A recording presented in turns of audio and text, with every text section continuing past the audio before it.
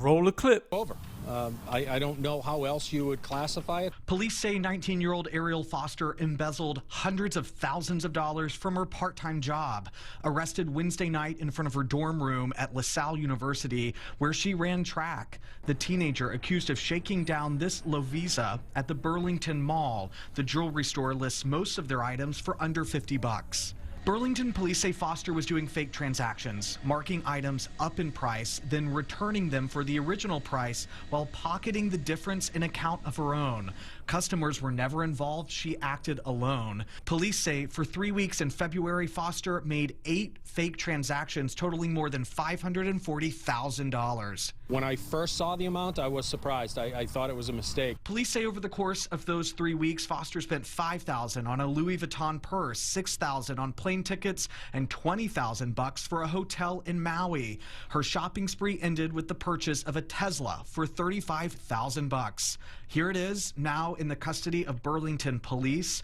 Police tell me Foster got loose with her work and rang up an order for $1 million, but never cleared it out. A coworker saw the amount and then notified them. Lasell University tells us they are cooperating with police.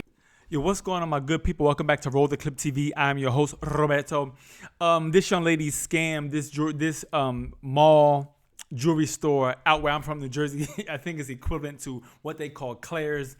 It's not an official jewelry store like Zales, but they sell these, the costume jewelry, different kind of things. But this young lady scammed.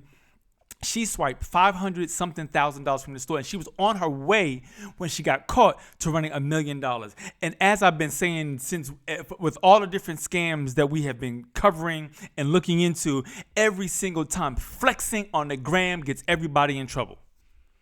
This young lady, once again, it ain't even about the money. It's about the power that these people feel. And this young lady felt powerful. She was running thousands of $1,000 transactions, which totaled up to about $500,000 in a very short amount of time. She bought herself a Tesla, cash. She was flexing on the gram. She went a all expense paid vacation overseas, posted on the gram. And when you start doing these kind of things, you think that it's not going to get people's attention. And then she got so comfortable that she was about to run $1 million transaction and she forgot to clear, according to what the police said. What am I saying? All I'm saying is that flexing on the gram, and you know what? It's becoming some type of epidemic.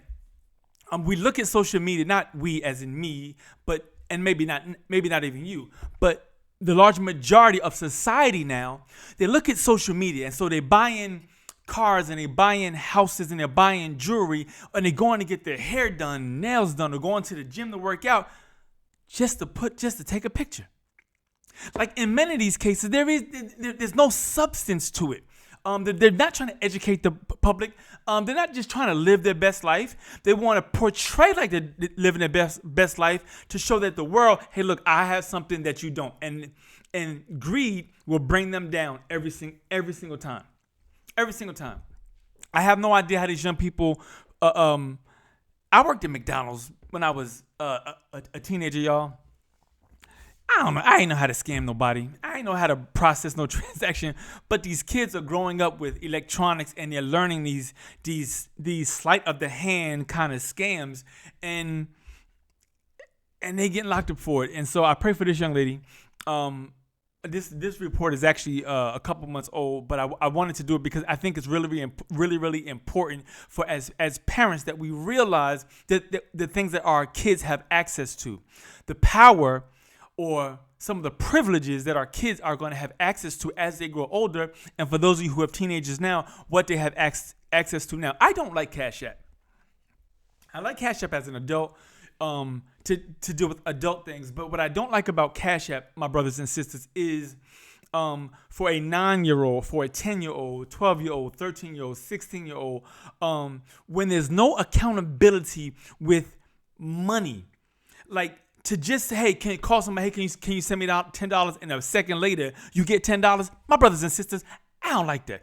Because where I grew up from, listen, I was so afraid I wouldn't ask my mother for 50 cents, y'all.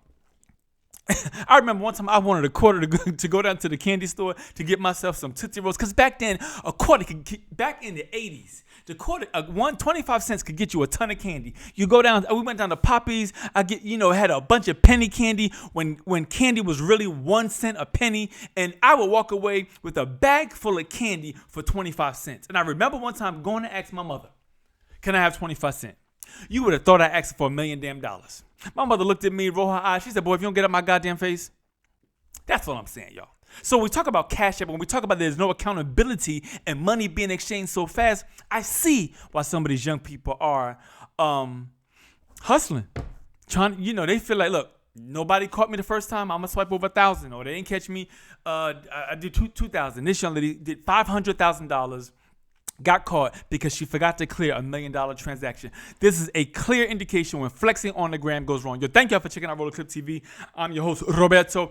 Thank you for subscribing. Let me know what y'all think about this one. I'll talk to you soon. Peace. Thank you, fam.